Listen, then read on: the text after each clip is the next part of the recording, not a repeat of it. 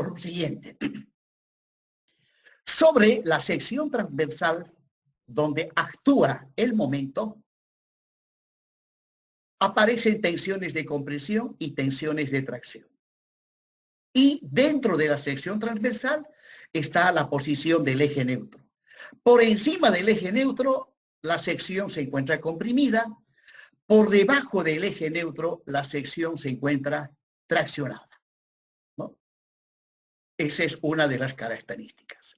Es más, en el gráfico que estoy mostrando, para ser más exactos, le estoy mostrando las tensiones que aparecen en la sección transversal donde se encuentra presente el momento nominal. Estoy mostrando las tensiones en el momento de la rotura. En el momento de la rotura. Pero ya dije que aquí tenemos que explicar qué pasa con la viga desde el momento en que el momento es nulo hasta el instante en que el momento alcanza su valor máximo. Bien, para ello nos tendremos que ir familiarizando de a poco con la siguiente nomenclatura. A sub S1 es la armadura que está en la zona traccionada. Sigma C es la tensión de compresión en el hormigón, en el borde superior que está comprimido. ¿Ya? Esa es la tensión. Sigma C, tensión de compresión en el hormigón, en el borde superior comprimido.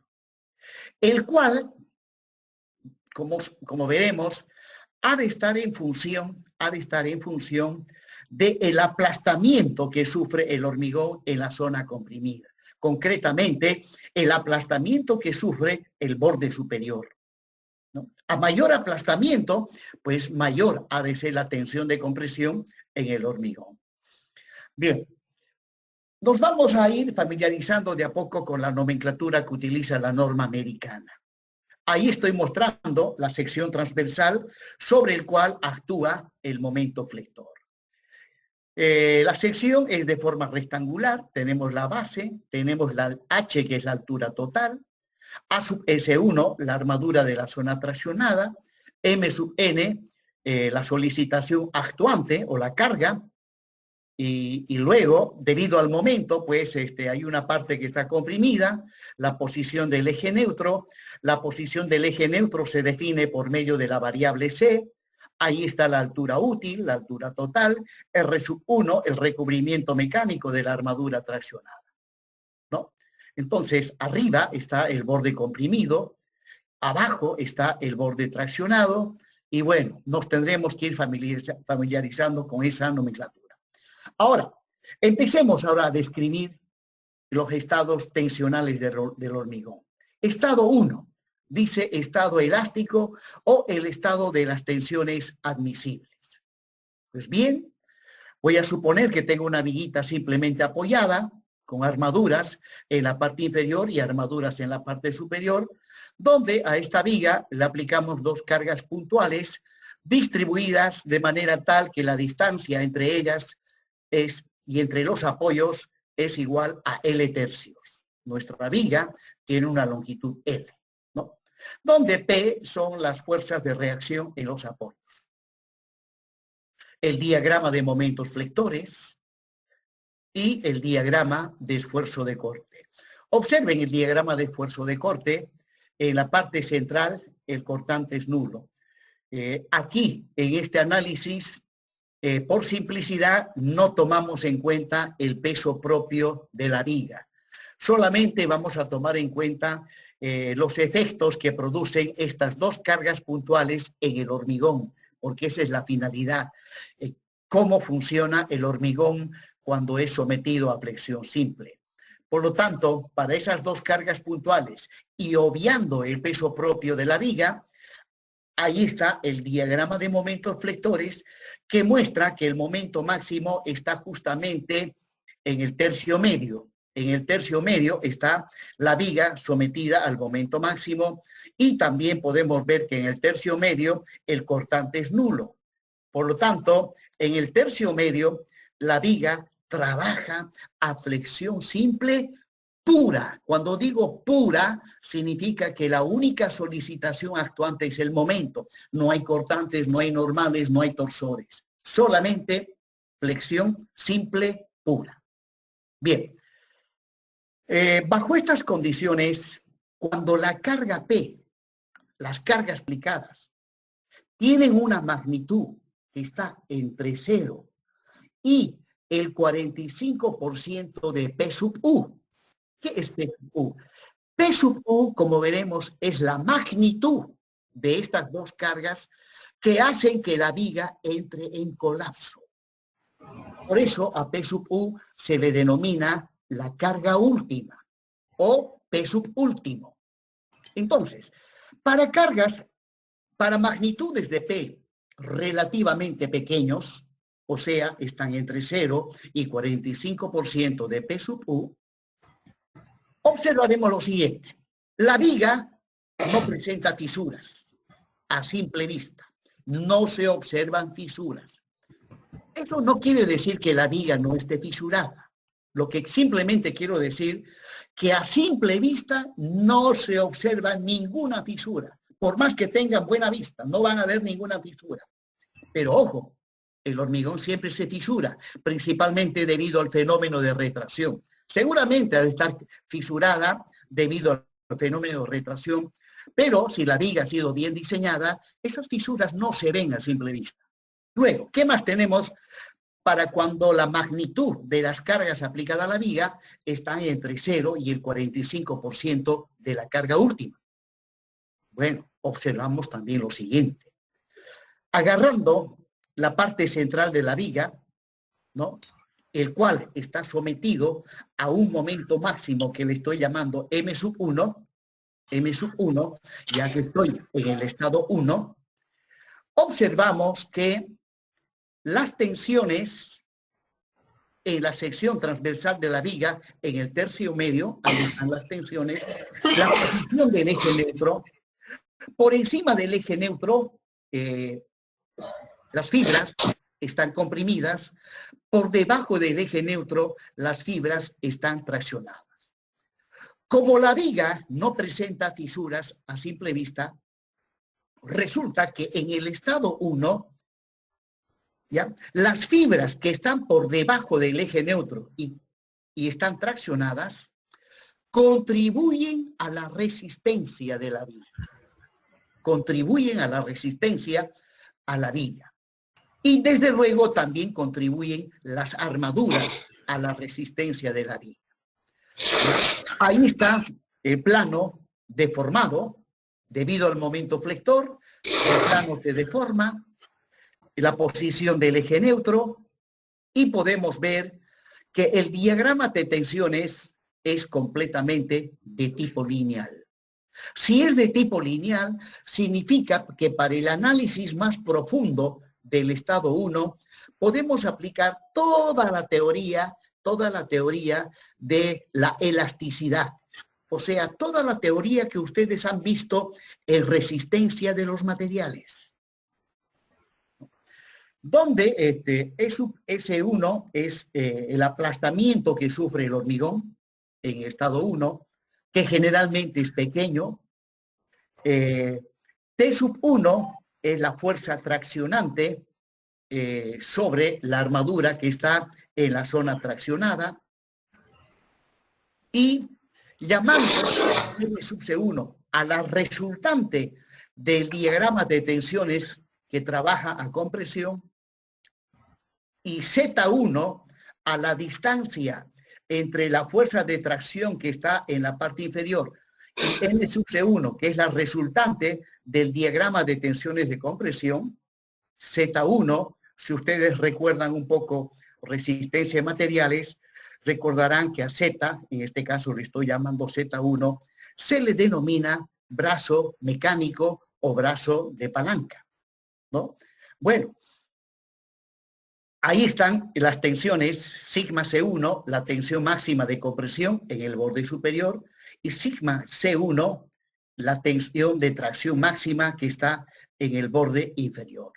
Recuerden que cuando un elemento está sometido a flexión simple y estamos dentro del campo de la elasticidad o de las tensiones admisibles, en flexión simple las tensiones máximas están en los extremos de la sección transversal. ¿no? En este caso, como el momento es positivo, la tensión máxima de compresión está en el borde superior y la tensión máxima de tracción está en el borde inferior, donde las magnitudes de estas tensiones las podemos determinar. Han de estar en función del momento flector. Es más, verbalmente lo voy a mencionar, la tensión es igual a el momento multiplicado por Y dividido entre el módulo, resistente de la sección transversal, ¿no? Eso lo han visto ustedes en resistencia de los materiales, ¿no? Ahora, en el estado 1, donde la viga no presenta fisuras, ¿ya? La tensión de tracción en el borde inferior, la tensión traccionante en el borde inferior, ¿no? O sea, la fibra de hormigón que está en el borde inferior, se observa que esa tensión es menor a la tensión de rotura del hormigón a tracción por flexión, ¿ya? Según la norma americana, F sub R es la tensión de rotura del hormigón por tracción debido al momento flector. Y en el estado 1, esta tensión sigma C1 se observa que es menor a esa tensión de ruptura del hormigón a tracción por flexión. Por eso mismo es que la viga no presenta fisuras, ¿ya? Pues bien, según la norma americana, la tensión de ruptura por tracción debido al momento flector se determina mediante esta fórmula: 2 por lambda por la raíz de la resistencia del hormigón a compresión simple. Lambda es un coeficiente que la norma americana ha introducido a partir del año 2005. A partir del año 2005, todas las fórmulas de la norma americana llevan este coeficiente lambda. Hasta antes del 2005, ninguna fórmula llevaba este coeficiente. Bueno, ¿qué hace? ¿Qué representa ese coeficiente lambda en esta fórmula? Lambda es un coeficiente para tomar en cuenta si el hormigón es liviano. Bueno, en nuestro medio, el hormigón es de peso normal. Nosotros aún no hemos incursionado en la fabricación de hormigones estructurales livianos. No tenemos la tecnología, no tenemos los materiales para poder elaborar hormigones estructurales de peso liviano, ¿no? Sí hay la tecnología para elaborar hormigones no estructurales y de peso liviano. Hay esa tecnología en nuestro medio, ¿ya? Esos hormigones no se usan para construir estructuras de hormigón armado porque, como dije, son no estructurales. Bien. Luego se observa que la tensión sigma de compresión, sigma C', en el estado 1 es menor o igual a la tensión admisible del hormigón a compresión simple. Obviamente, en el estado 1, llamado estado elástico, donde el material tiene un comportamiento elástico. ¿Qué significa eso? Le aplico una carga, el material se deforma. Retiro la carga y el material vuelve a su forma original. Eso significa que tiene un comportamiento elástico. Y bajo esas condiciones se puede aplicar la teoría de la elasticidad y el método de las tensiones admisibles para el diseño. Por eso mismo, aquí en el estado 1 digo que la tensión máxima de compresión que está en la fibra de arriba, en el estado 1 es menor o igual a la tensión admisible.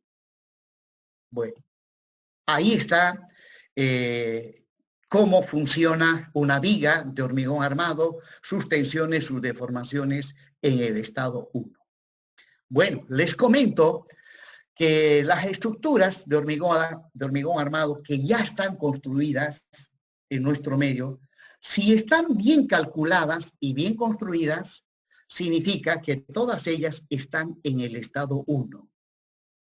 Ya que las cargas que le aplicamos a las estructuras están en este orden, entre 0 y el 45% de P sub U. Bien. Recordarán ustedes que cuando hablamos de la tensión admisible de un material, a tracción, a compresión en este caso, la tensión admisible es simplemente la tensión última o de rotura, en este caso del hormigón, dividido entre un coeficiente de seguridad. Esto lo han visto ustedes en resistencia a los materiales, donde ese coeficiente de seguridad generalmente es igual a 3. Es igual a 3. Bueno, y como estamos dentro del campo de la teoría de la elasticidad, pues puedo aplicar la formulita de Hooke. Esta es la fórmula de Hooke. Tensión igual a módulo de elasticidad longitudinal por la deformación, ¿no? Entonces, la tensión en el hormigón lo puedo calcular previamente determinando la deformación. Si tengo la deformación, pues la tensión la puedo calcular simplemente la deformación específica, multiplico por el módulo de elasticidad del material y no es más, puedo determinar las tensiones. Bien, eso en cuanto al estado 1. Ahora pasamos al estado 2. ¿Y cómo se pasa al estado 2? Incrementando la magnitud de esas dos cargas puntuales. ¿Ya? Incrementamos la magnitud de esas cargas puntuales, donde esta vez la magnitud de las cargas puntuales es mayor al 45% de P sub U y menor a P sub U. Recuerden que P sub U es la carga última o la carga que hace que la viga entre en colapso. Muy bien.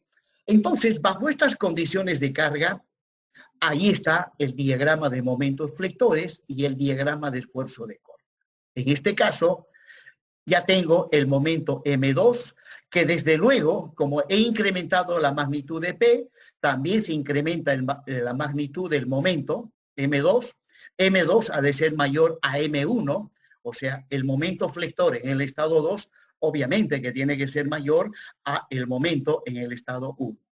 Y nuevamente ahora analicemos el comportamiento de la viga bajo estas condiciones de carga. El momento ya no es M1, es M2. Y se observa lo siguiente.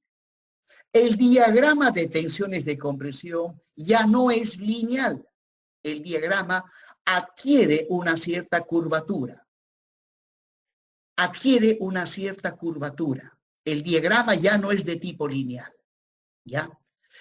Esta característica en donde el diagrama de tensiones de compresión adquiere un cierto grado de curvatura, es una característica inherente al hormigón. Al hormigón, solamente el hormigón tiene ese tipo de comportamiento. ¿Ya? Luego, en este estado, ahí está el plano deformado, en este estado el hormigón se fisura. Se fisura. Se observan fisuras a simple vista. Son pequeñitas, fisuras bien pequeñitas.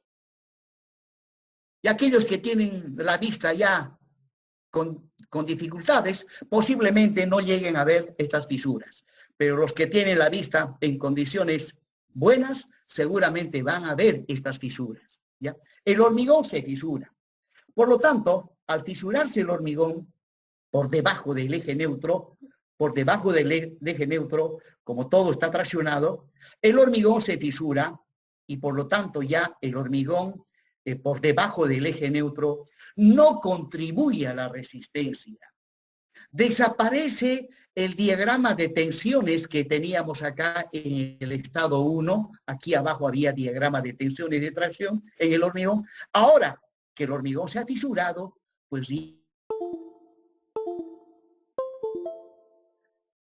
toda la fuerza traccionante que hay por debajo del eje neutro lo absorbe la armadura. La armadura es la única que se encarga de soportar las fuerzas traccionantes que el momento flector M2 produce por debajo del eje neutro. Bien, ahí está, le llamo N sub C2 a la resultante de este diagrama de tensiones curvilíneo, a la resultante. Por lo tanto, Z o Z sub 2 en este caso es el brazo mecánico o brazo de palanca resistente de la sección transversal. Observen que en este gráfico no estoy colocando la armadura comprimida.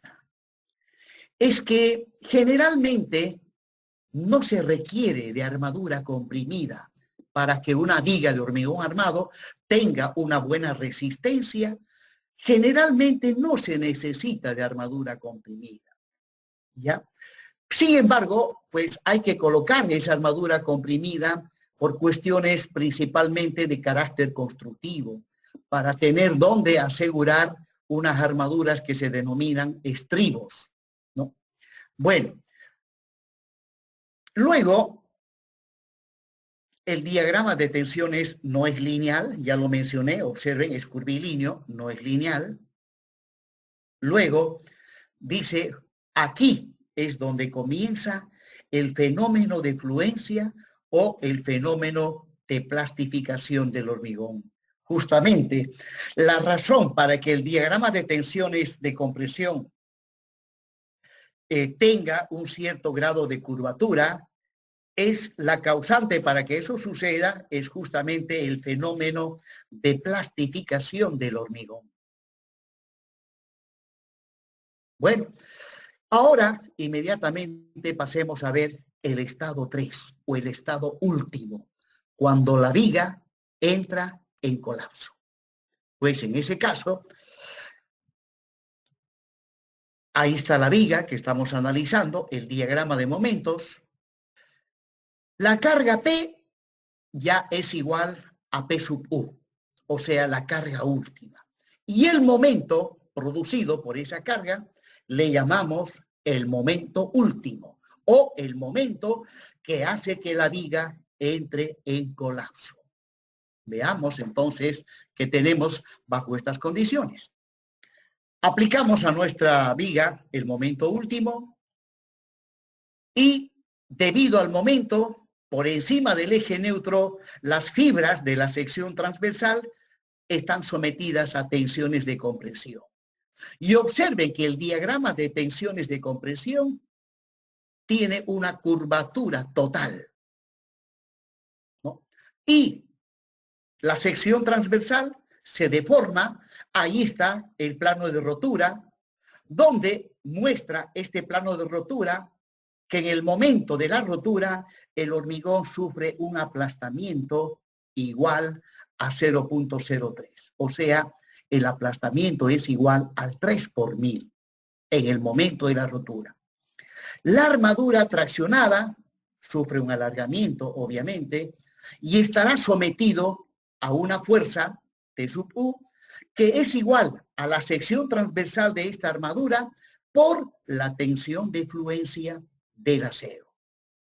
Ahí está N sub CU, la resultante del diagrama de tensiones totalmente curvilíneo, y el brazo de palanca o el brazo mecánico resistente de la sección transversal que estamos analizando. Pues bien, en este caso dice, se incrementa el ancho y el largo de las fisuras. Al incrementarse el ancho, entonces ya cualquier persona ha de poder ver las fisuras. Y no solamente se incrementa el ancho, sino el largo de las fisuras asciende hacia arriba, asciende hacia arriba. Eso en el momento de la rotura de la viga. El diagrama de tensiones de compresión es totalmente curvilíneo. Y observen, si este es el diagrama de tensiones, Observe que la tensión máxima no corresponde al borde superior comprimido. La tensión máxima está por aquí, por debajo del borde que tiene un aplastamiento de 0,03, ¿ya? Más abajito está la fibra donde está la tensión máxima.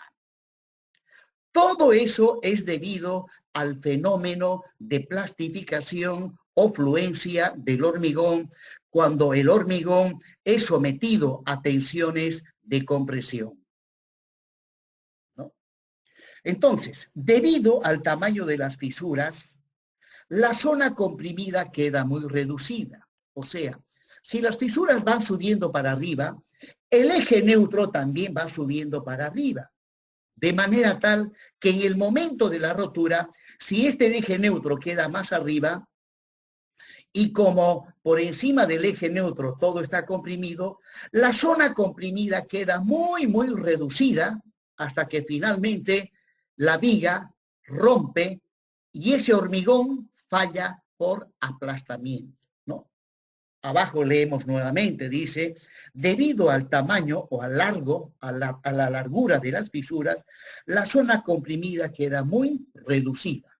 Y como consecuencia de ello, la viga llega al estado límite último por agotamiento resistente. Pues bien, ahí les he descrito los estados tensionales del hormigón. Estado 1, estado 2, estado 3, y el estado está en función de la magnitud de la carga que se le aplique a la viga. Bien, con esto hemos concluido esta partecita y ahora, pues,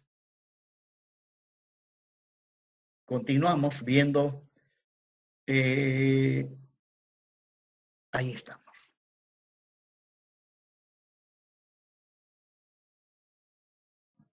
Bien, pero antes de continuar, de repente por ahí hay alguna duda, alguna consulta.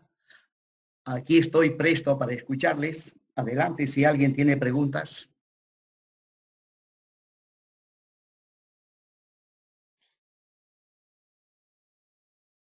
Bueno, parece que no. Les voy a recomendar, aunque a estas alturas ya no tendría que hacerles ninguna recomendación, octavo semestre a un pasito de ser ingenieros.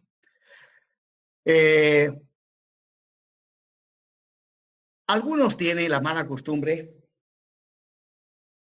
de ponerse a estudiar fuerte y duro cuando el docente en un determinado día fija la fecha del examen parcial, ¿no?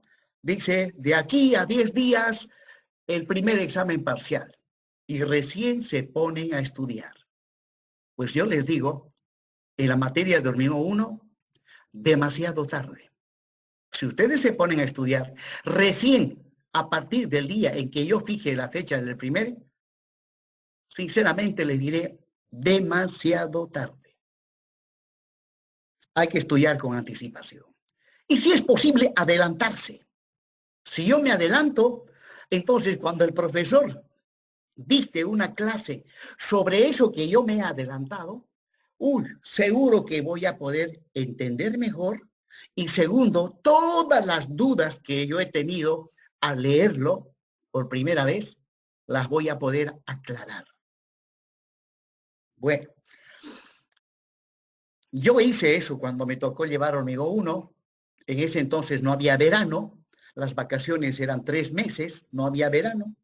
Durante esos 3 meses me levantaba todas las mañanas a las 5 de la mañana.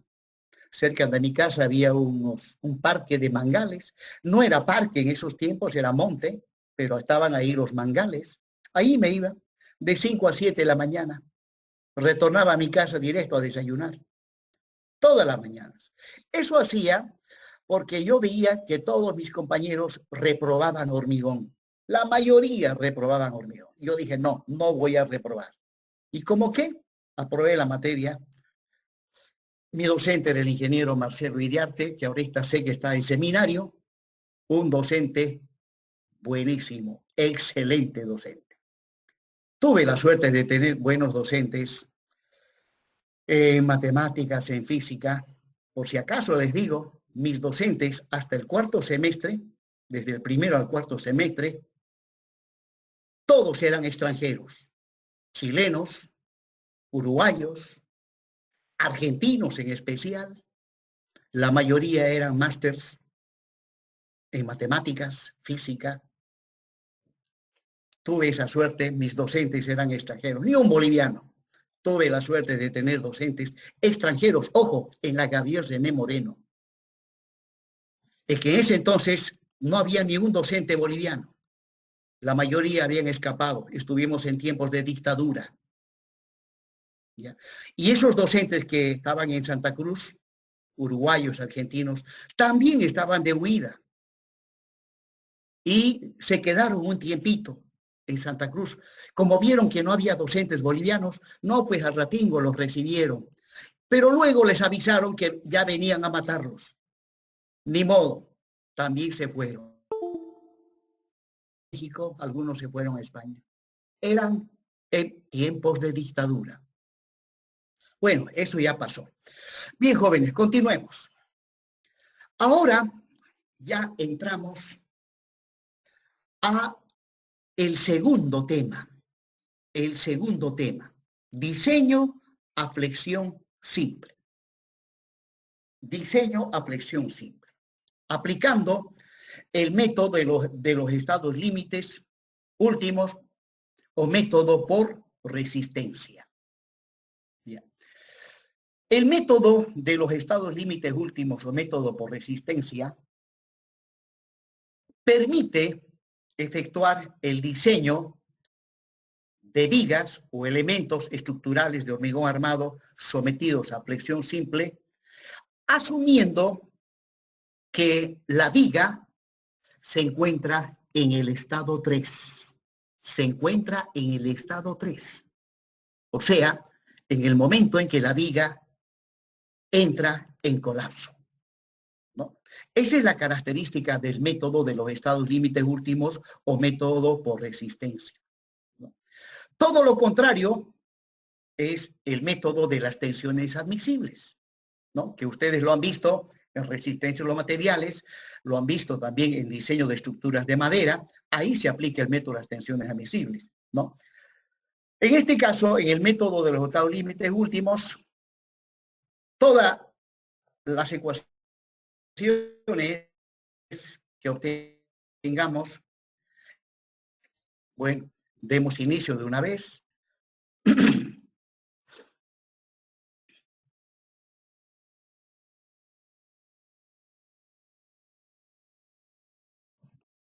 Bien, ahí pueden ver ustedes dos imágenes. En la primera estoy mostrando el elemento modelo que yo agarro, una viga embolado, las armaduras en la zona comprimida, arriba, la armadura en la zona traccionada, la altura útil. La altura útil es la distancia del borde comprimido a el baricentro de la armadura traccionada. D es el ancho de la sección transversal, H la altura total. Y en la segunda imagen estoy mostrando la viga sometida a flexión simple en el estado 3. En el estado 3. ¿Por qué está en el estado 3? Observen el diagrama de tensiones. El diagrama de tensiones de compresión es curvilíneo. Es curvilíneo. Bien. Entonces, acá, M sub n, llamado momento nominal, es la solicitación actuante. Y luego, ahí están las solicitaciones resistentes. Recuerden la tercera ley de Newton. La tercera ley de Newton dice que cuando dos cuerpos entran en contacto, el uno le aplica una carga y el otro inmediatamente reacciona, ¿no? En este caso, la carga que le estamos aplicando es el momento nominal y luego la viga reacciona, ¿no? Reacciona mediante tensiones de compresión en el hormigón por encima del eje neutro, mediante unas fuerzas que aparecen en las armaduras comprimidas y también la viga reacciona mediante fuerzas que aparecen en las armaduras que están por debajo del eje neutro. Bien, ese es un simple esquema. Ahí estoy mostrando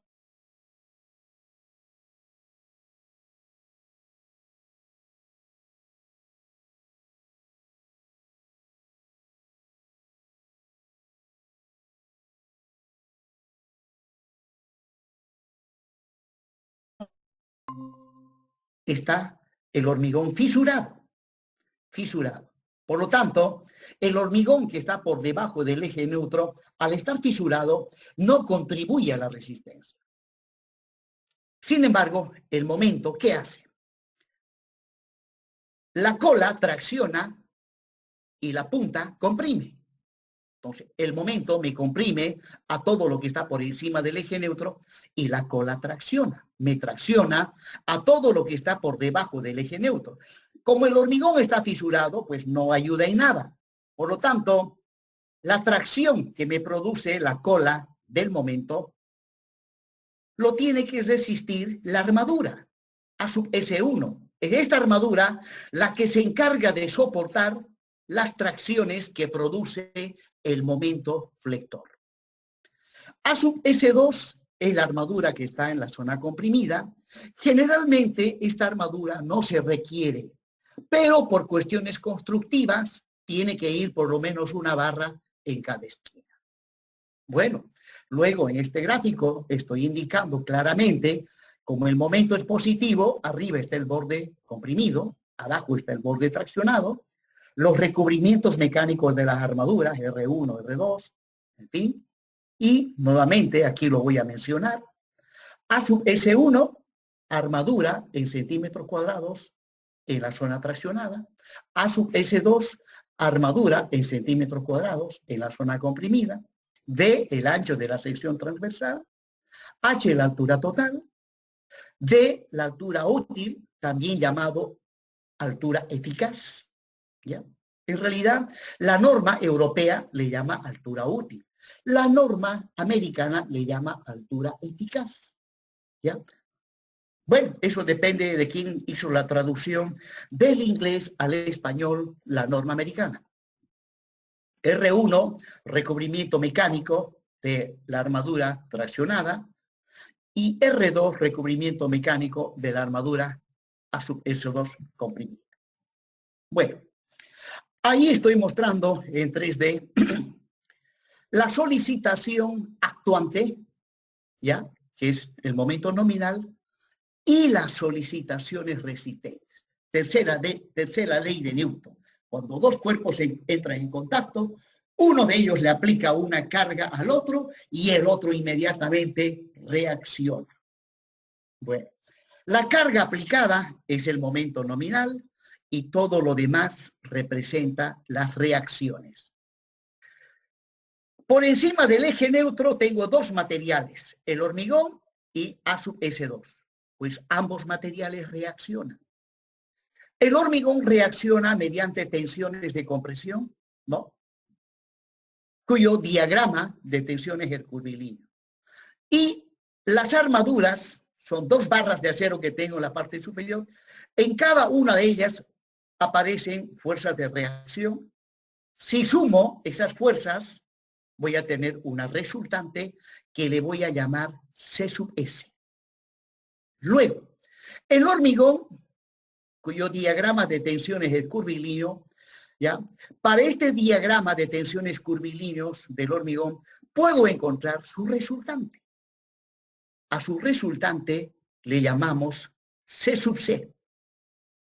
Y finalmente, en cada una de las barras de acero que están en la zona traccionada, en cada una de ellas aparecen fuerzas. Pues sumo todas esas fuerzas y a la resultante le llamo simplemente T.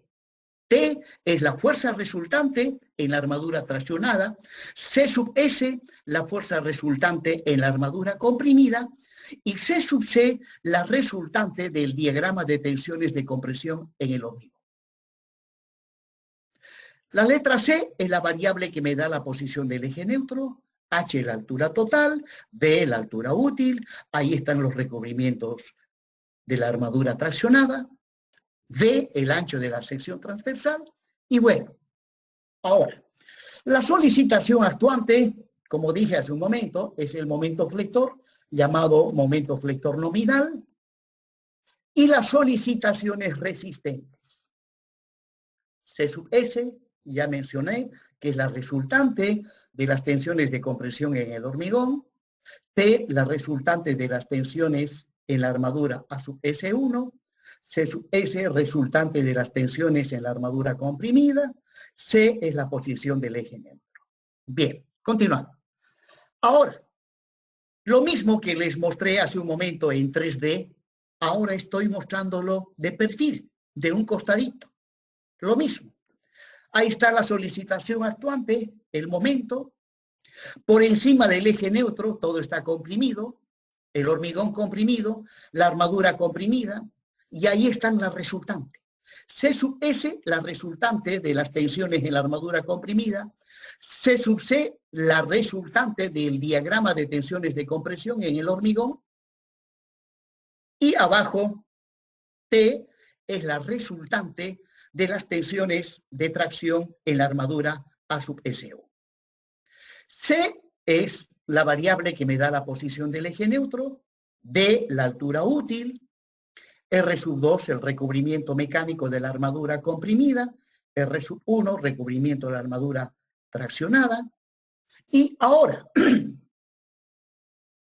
la resultante de las tensiones en la armadura comprimida está justamente en el baricentro de esa armadura. Desde el borde comprimido está a una distancia R2.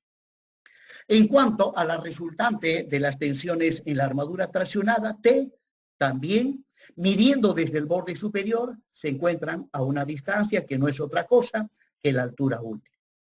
Ahora, la resultante del diagrama de tensiones de compresión en el hormigón, que está con color rojo, C sub C, ¿ya? Como el diagrama es curvilíneo, bueno, para encontrar su resultante, la resultante de un diagrama curvilíneo, primeramente tendría que encontrar la ecuación analítica de esta línea curva y luego, aplicando integrales, tendría que encontrar el baricentro de esta figura curvilínea. Bueno, en este caso no lo vamos a hacer de esa manera, sino que, observen, si este diagrama fuese rectangular, no curvilíneo, sino rectangular, entonces C sub C estaría justo a la mitad del eje neutro, justo a la mitad. Pero como es curvilíneo, pues no va a estar a la mitad. Por lo tanto, la ubicación de esta resultante del diagrama de tensiones de compresión, midiendo desde el borde comprimido hasta por donde pasa esa resultante, le llamo lambda por C, donde lambda es un coeficiente que está por determinarse. Lambda por C. Bien, habiendo hecho esa aclaración, ya, y recordando la formulita que dice tensión es fuerza sobre el área, o bien la fuerza es igual al área por la tensión, ¿no? Esta es una formulita que se maneja en resistencia de los materiales y yo lo utilizo bastante, lo utilizamos bastante, y me dice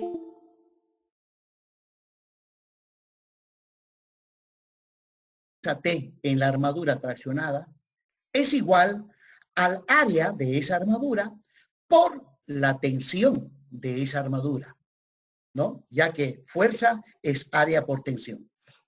Prosiguiendo. Lo mismo. Aquí, C sub S, aquí faltó la letra C sub S. C sub S es la fuerza resultante en la armadura comprimida. Esa fuerza es igual al área por la tensión. En este caso, pues, el área de esa armadura por la tensión de esa armadura que le vamos a llamar sigma S2. Sigma S1 es la tensión en la armadura traccionada, sigma S2 la tensión en la armadura comprimida. Luego, La tensión sigma sub C en el diagrama de tensiones de compresión del hormigón, ¿ya? Esta tensión, según la norma americana, es igual, inclusive, según la hipótesis número 3, ¿ya? La tensión máxima es 0,85 por la resistencia del hormigón a compresión simple, ¿ya? Según la hipótesis número 3, la tensión máxima de compresión en el hormigón es 0,85 de la tensión de compresión en el hormigón. Pero este diagrama me dice que la tensión máxima no está acá arriba, no está acá arriba. La tensión máxima está más abajito, la tensión máxima. Entonces, como esta no es la tensión máxima, por lo tanto, sigma C no es igual a 0,85 de Fc', pues para corregir eso lo multiplicamos por un coeficiente alfa. Por un coeficiente alfa de corrección, ¿no? Para así indicar de que sigma C no es la tensión máxima. Luego, alfa es un coeficiente que está en función del aplastamiento que sufre el hormigón en el borde superior comprimido. El sub C es el aplastamiento. Luego,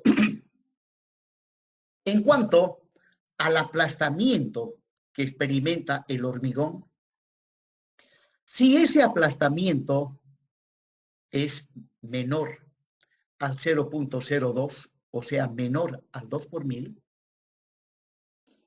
se observa que alfa tiene que ser menor a 1, menor o igual a 1, y la tensión sigma C llega a ser menor a 0,85 Fc'. La verdad que para captar y entender claramente esta última expresión, tendría que habérmelo sabido ya de memoria las 5 hipótesis fundamentales del método de los estados límites últimos. Resulta que de aquí en adelante, incluso desde más antes, para entender claramente lo que vamos a ver de aquí en adelante, ustedes necesitan saberse de memoria las 5 hipótesis fundamentales del método de estados límites.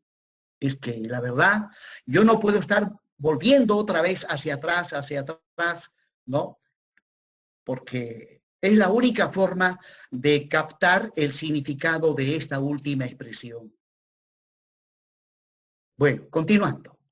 Luego, cuando el aplastamiento del hormigón está entre el 2 por mil y el 3 por mil, este coeficiente alfa es igual a 1 y el hormigón se encuentra, la tensión en el hormigón es el 85 Fc'. Bueno, C sub C es la resultante, está con color rojo, es la resultante del diagrama de tensiones de compresión en el hormigón, que es igual a la tensión sigma C multiplicado por el ancho de la sección transversal. Aquí, como estoy viendo de perfil, no veo el ancho, ¿ya? Por el ancho y por C. C es la variable que me da la posición del eje neutro. Pues bien, B sub C, B multiplicado por C, me da un área, ¿no? C sub C es una fuerza resultante. Toda fuerza es igual al área por la tensión. Entonces, C sub C es una fuerza, es igual a un área. El área es B por C. C es esta distancia y B es el ancho de la sección transversal. Ese es el área. Multiplicado por sigma C, que es la tensión en el hormigón. La tensión en el hormigón es 0,85 de alfa por Fc', ahí está, multiplicado por B y C. Bueno, finalmente, esta última expresión lo puedo escribir así. Sigma sub C es phi de B por C por Fc'. donde ese coeficiente phi es 0,85 por alfa. Es 0,85 por alfa. Bueno, aquí estamos haciendo algunos, inclusive, cambios de variable, ¿no? A 0,85 por alfa le estamos llamando phi, por lo tanto esta expresión quedaría pues phi b por c por fc', y luego inmediatamente aplico la quinta hipótesis del método de los estados límites últimos. ¿Qué dice la quinta hipótesis? Dice que tiene que haber equilibrio estático entre las solicitaciones actuantes y las solicitaciones resistentes, ¿no? Ojo, voy a aplicar la quinta hipótesis. Entonces, si tiene que haber equilibrio estático entre las solicitaciones actuantes y solicitaciones resistentes, bien, hago sumatoria de fuerzas horizontales. Tiene que ser igual a 0, lo cual significa que C sub C más C sub S menos T tiene que ser igual a 0. Ahora, C sub C está dado por esta expresión. C sub S está dado por esta otra expresión y T está dado por esta otra expresión. Reemplazando esas expresiones, llego a eso, ¿no? Ahí está C sub C, las resultantes del diagrama de tensiones de compresión, C sub S, la fuerza resultante en la armadura comprimida, que es el área de la armadura comprimida por la tensión en esa armadura, y finalmente menos T.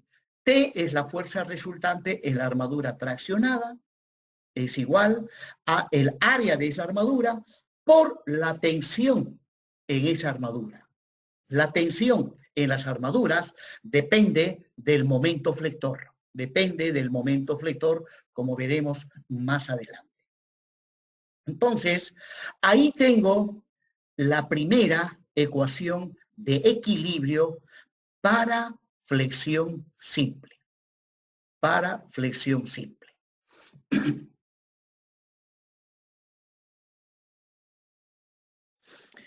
Prosiguiendo. Nuevamente, ahí está la figura de perfil, mostrando la solicitación actuante, las solicitaciones resistentes, y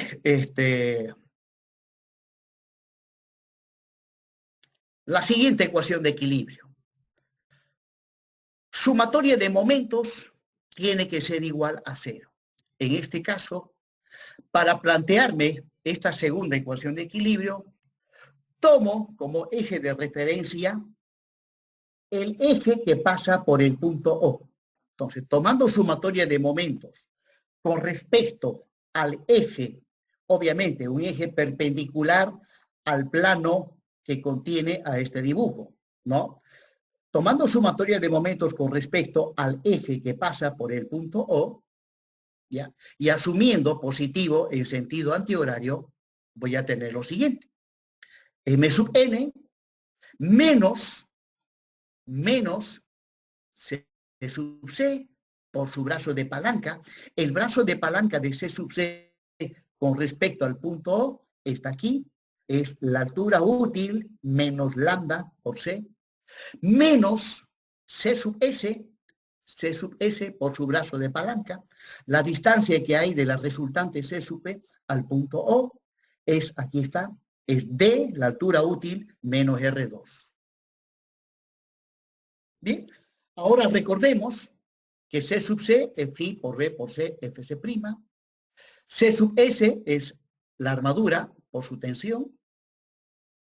Y reemplazando C sub S y C sub S, C sub C y C sub S, llegamos a la segunda ecuación de equilibrio para el caso de flexión simple.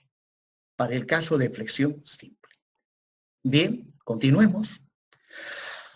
Bien, ahora estoy mostrando de perfil la viga en volado, donde estoy mostrando uno de los planos de rotura para flexión simple. Aquí estoy mostrando con el puntero del mouse la sección transversal sin deformar. Aplico el momento, la sección se deforma y se inclina. Y ese es el plano de rotura. En el momento de la rotura, ya el eje neutro quedó ubicado dentro de la sección transversal. El eje neutro está en la intersección del plano sin deformar con el plano deformado, o sea, el plano de rotura. Por encima del eje neutro, el hormigón sufre un aplastamiento, E sub C. La armadura comprimida sufre un aplastamiento, E sub S2. Y por debajo del eje neutro, la armadura A sub S1 experimenta un alargamiento que le llamamos E sub S1. E sub S1, E sub S2 y E sub S son las deformaciones llamadas deformaciones específicas o deformaciones relativas, en este caso E sub S1 de la armadura traccionada, E sub S2 de la armadura comprimida y E sub S del hormigón, concretamente del borde superior comprimido del hormigón.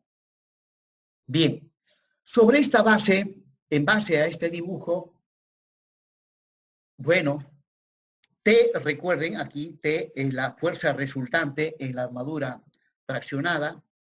Z es el brazo mecánico. Bueno, inmediatamente voy a hacer un resumen de las ecuaciones de equilibrio, sumatoria de fuerzas horizontales, sumatoria de momentos con respecto al punto O. Esto ya lo hemos visto en la anterior diapositiva. Y ahora voy a plantearme la ecuación de compatibilidad de las deformaciones. Recuerden que esto ya lo hemos visto en cuanto a la ecuación de compatibilidad de las deformaciones. Hemos visto los dominios de las deformaciones, dominio 1, dominio 2, dominio 3, dominio 4. Y bueno, ahí está la ecuación de compatibilidad de las deformaciones, ¿no? Aquí, por encima del eje neutro, hay un triángulo más grande. Cateto opuesto es E sub C, cateto adyacente C. Tomando como referencia el ángulo que hay entre el plano sin deformar con el plano deformado en el punto por donde pasa el eje neutro y aplicando la función tangente, ¿no? Tangente es E sub C sobre C. Agarrando el triangulito más pequeño, tangente es E sub S2 sobre esta distancia. Esta distancia tendría que ser C. A ver, esta distancia tendría que ser C menos R2. Sí, esta pequeñita distancia es C menos R2. Y finalmente, tangente de este ángulo es E sub S1 sobre D menos C. De esa manera, llego a obtener la ecuación de compatibilidad de las deformaciones. Bien. De repente habrán notado en cada diapositiva va un título que dice método exacto, diagrama, parábola, rectángulo. Es que volviendo a la anterior diapositiva,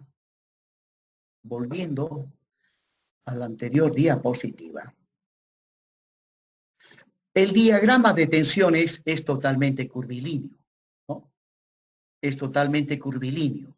Y justamente esa es la forma como trabaja el hormigón cuando la viga llega al estado límite último. El diagrama se encurva debido al fenómeno de plastificación del hormigón, ¿no? Entonces, cuando analizamos tomando en cuenta la curvatura del diagrama de tensiones del hormigón, entonces estamos haciendo un análisis exacto. Ahora, resulta que la norma americana no tiene la costumbre de trabajar de manera exacta. Siempre trabaja utilizando métodos simplificados. Ahí la gran diferencia entre la norma americana y la norma europea. La norma europea no, siempre utiliza métodos exactos. Bueno, la norma europea sí también utilizaba métodos simplificados, hasta que aparecieron las computadoras.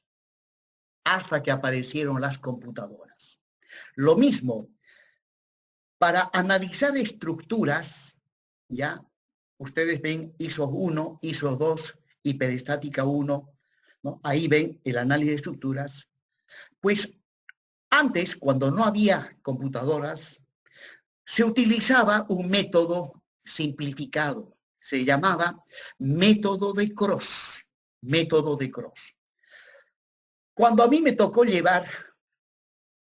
estudiar en la Gabriel René Moreno, no había computadoras.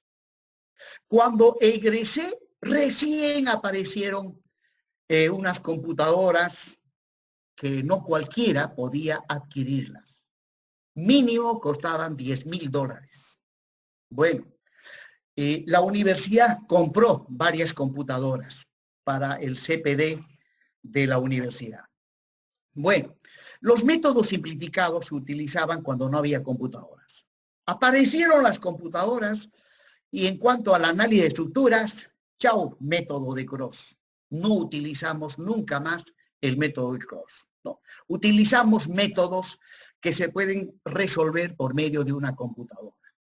El método de las fuerzas y el método de las deformaciones, ¿no? Bueno, entonces les comentaba que la norma americana siempre ha tenido la costumbre de utilizar métodos simplificados. Esa es la diferencia con la norma europea. Norma europea ya no son todo método exacto. Bueno, como Santa Cruz adoptó la norma americana, entonces nos vamos nomás por el método simplificado. ¿En qué consiste el método simplificado? Aquí está, lo podemos ver en este gráfico. El diagrama de tensiones de compresión no es curvilíneo. O sea, no toma en cuenta el fenómeno, así a simple vista, no toma en cuenta el fenómeno de fluencia o fenómeno de plastificación del hormigón. No. El diagrama es completamente rectilíneo. Dice, según este diagrama, las tensiones en el hormigón, la tensión máxima, ¿dónde se encuentra? No, aquí no podemos hablar de tensión máxima, ¿no? Las tensiones desde el borde superior hasta donde está el eje neutro, la tensión de compresión tiene el mismo valor. Obviamente, eso es un absurdo.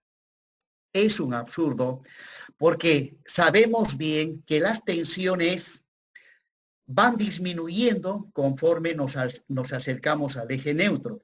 Y a nivel del eje neutro, las tensiones y las deformaciones son nulas.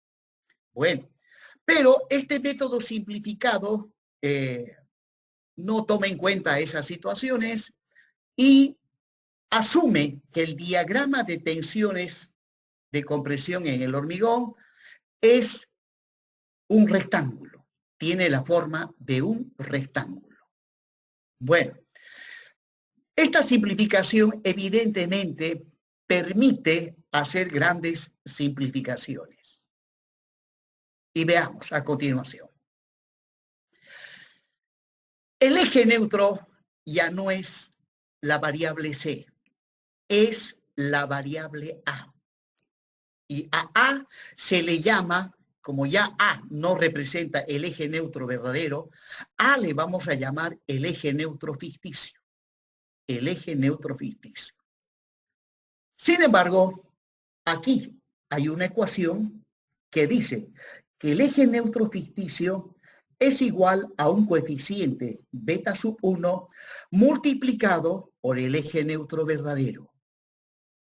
Aunque de aquí en adelante vamos a trabajar con el eje neutro ficticio, sin embargo, no debemos olvidar que ese eje neutro ficticio se lo puede determinar mediante esta expresión. Un coeficiente beta sub 1 multiplicado por el eje neutro verdadero. Donde beta sub 1, veremos más adelante, que depende de la resistencia del hormigón a compresión simple.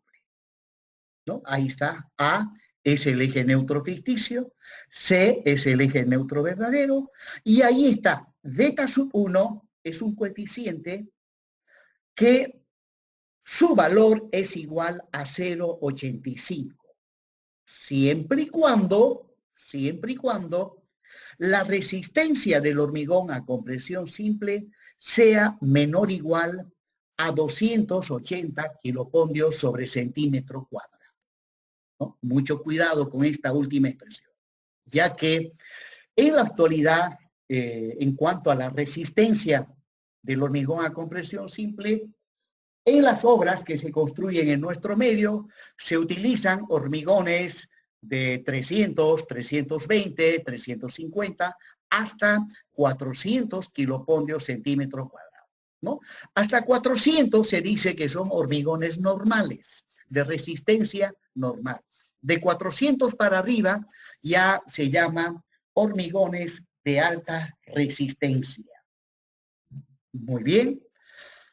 Luego, sigma C, la tensión máxima en este caso, es una constante, la tensión de compresión en el hormigón.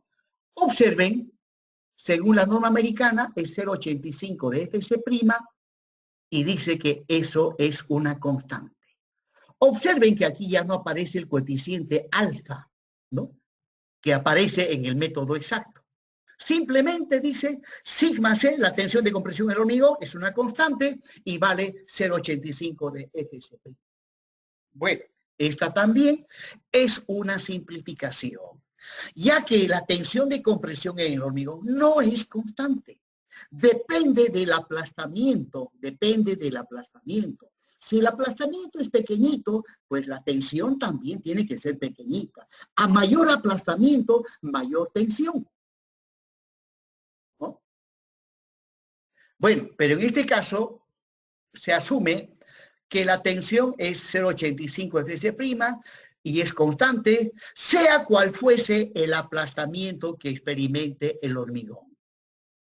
En realidad, en el método simplificado de la norma americana, prácticamente le da poca importancia a las deformaciones que sufre el hormigón, ¿no?, a las deformaciones que sufre el hormigón. Por lo tanto, este método ha de presentar dificultades cuando estemos haciendo el trabajo de verificación de una estructura, para ver en qué condiciones se encuentra una estructura que ya está construida. Pues ahí necesitamos saber la deformación del hormigón para saber qué tensiones realmente actúan sobre el hormigón. En cambio, para el diseño no es muy importante. Bien, continuemos. Ahí está el eje neutro ficticio igual a beta sub 1 por el eje neutro verdadero. Luego la formulita, tensión es fuerza sobre área y la fuerza es A por sigma. Inmediatamente la fuerza resultante en la armadura fraccionada es, ¿no?, fuerza es área por tensión, el área es A sub S1, la tensión en esta armadura le llamamos sigma S1. Luego, sigma S es el área por la tensión de la armadura comprimida.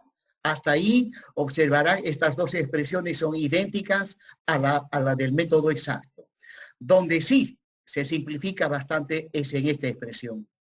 La resultante del diagrama de tensiones de compresión, C sub C, es igual a la tensión, sigma C, que es igual a 0,85 de Fc', multiplicado por D, D es el ancho de la sección transversal, y multiplicado por A. A es el eje neutro ficticio. Observen que aquí no aparece, como en el método exacto, el coeficiente alfa, el coeficiente phi. Entonces, ahí esto pues se simplifica notablemente. Ahora, inmediatamente, puedo plantearme nuevamente las ecuaciones de equilibrio, sumatoria de fuerzas horizontales, C sub C más C sub S menos T, tiene que ser igual a 0. Reemplazo estas tres expresiones acá y llego a esa fórmula. Luego, esa es la fórmula, la primera ecuación de equilibrio. Nuevamente, ahí está la figura visto de perfil, la solicitación actuante, las solicitaciones resistentes. Y ahora, la otra ecuación de equilibrio, sumatoria de momentos. Sumatoria de momentos con respecto al eje que pasa por el punto O. Ahí está. M sub n, positivo, sentido antihorario, menos C sub C por su brazo de palanca. Ahí está. Y C sub S por su brazo de palanca, que es D menos R. Observen el brazo de palanca de C sub C. Como el diagrama de tensiones en el hormigón es rectangular, esta resultante C sub S pues ha de pasar por la mitad de A. Ha de pasar por la mitad de A. O sea, la línea de acción de C sub C, midiendo desde el borde superior, ha de estar a una distancia de 0,5 de A. Por lo tanto, si esto es 0,5 de A, de aquí hasta el baricentro de la armadura traccionada es la altura útil menos 0,5 de A. Ese es el brazo de palanca de C sub C cuando tomo sumatoria de momentos con respecto a el eje que pasa por el punto O, ¿no? C sub C, su brazo de palanca de menos 0,5 de A. Donde, pues, C sub C, ya lo vimos en la anterior diapositiva, C sub S también, y reemplazando estos dos en la ecuación de equilibrio de momentos, llego finalmente a obtener la segunda ecuación de equilibrio para flexión simple. Para flexión simple. Y finalmente, ahí ustedes pueden ver de perfil el plano sin deformar y uno de los planos de rotura correspondientes a flexión simple. Y nuevamente acá, la norma americana hace otra simplificación. El aplastamiento del hormigón,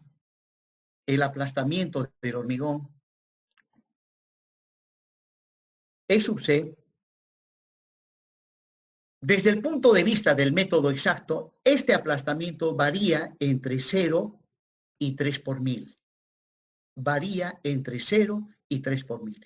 Según cuál sea el plano de rotura. Hay plano de rotura en dominio 1, plano de rotura en dominio 2, dominio 3 y así hasta el dominio 4. Pues bien, la norma americana dice, no importa cuál sea el plano de rotura, siempre debemos asumir que el aplastamiento es 0,03. Para cualquier plano de rotura, el aplastamiento es 0,03. Obviamente, desde el punto de vista real, eso no es correcto. Pero es una simplificación que hace la norma americana, ¿ya? Entonces, inmediatamente yo puedo plantearme, pero antes de ello, voy a mostrar nuevamente las ecuaciones de equilibrio que ya habíamos obtenido y ahora voy a plantearme la ecuación de compatibilidad de las deformaciones, ¿no? Lo mismo que hice en la anterior diapositiva, E sub C es AC, E sub S2 es AC menos R2 y E sub S1 es AD menos C, ¿no? Hasta ahí habíamos llegado en el método exacto. Pero ahora, como les acabo de comentar, la norma americana asume de que el aplastamiento del hormigón es el mismo, sea cual fuese la posición del eje neutro, sea cual fuese el plano de rotura, dice que E sub C es una constante. Justamente, introduciendo esa constante, y además, aquí vamos a hacer un pequeño cambio de variable. Observen que la ecuación de compatibilidad que acabo de plantearme, ¿no? E sub C es AC, E sub S2 es C menos R2 y E sub S1 es AD menos C. Observen que la ecuación de compatibilidad de las deformaciones está en función de C. o sea, del eje neutro verdadero. Y las dos primeras ecuaciones están en función del eje neutro ficticio. A, aquí está A, aquí está A, aquí está A. Entonces, como la norma americana trabaja con el eje neutro ficticio, aquí le vamos a hacer un cambio de variable. Aquí. Primero, recordemos que el eje neutro ficticio A es igual a un coeficiente beta sub 1 multiplicado por el eje neutro verdadero. Bien, entonces vamos a hacer un cambio de variable. A esta ecuación lo voy a multiplicar por 1, ¿no? Sobre beta sub 1. ¿Qué significa? Si multiplico esto a la ecuación de compatibilidad, este beta sub 1 ha de multiplicar a C, este beta sub 1 ha de multiplicar a C y a R2, y luego beta sub 1 ha de multiplicar a D y ha de multiplicar a C. Entonces, beta sub 1 multiplicado a C, beta sub 1 multiplicado a C, es A. Entonces, aquí abajo va A. Luego, beta sub 1 multiplicado a C me da A, menos R2 multiplicado por beta 1, me queda nomás beta 1 por R2. Luego, beta 1 multiplicado por D, me queda nomás beta 1 por D. Y menos beta 1 por C, beta 1 por C es A. Y no es más. De esa manera le he hecho el cambio de variable y ahora tengo mi ecuación de compatibilidad de las deformaciones en función del eje neutro ficticio. Y esa es la tercera ecuación que vamos a utilizar para diseñar a flexión simple según el método simplificado. Según el método simplificado. Bien, jóvenes, por hoy vamos a quedar ahí. Ya continúan todavía varias diapositivas. Hemos llegado hasta la diapositiva número 10. Esto va hasta la diapositiva número 14. ¿Ya? Entonces lo dejamos ahí. Bueno, nuevamente pregunto si hay alguna duda al respecto. Si no, pues lo dejamos para el día lunes. Pero antes de retirarnos, pregunto a los alumnos que van a hacer el curso de CIPECAT 1, ya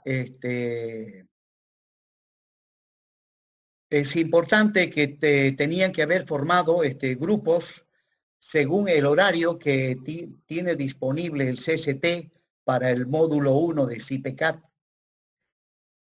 Por favor, alguien que se pronuncie al respecto, si están formando grupos o no.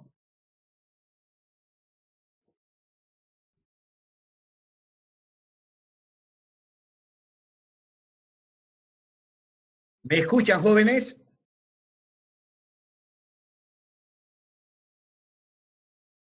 Hola, hola. ¿Nadie me escucha? Se escucha, ingeniero. ¿Se escucha, Inge? Veamos. Ajata, Valdés, Gerson. Ajata, Valdés, Gerson.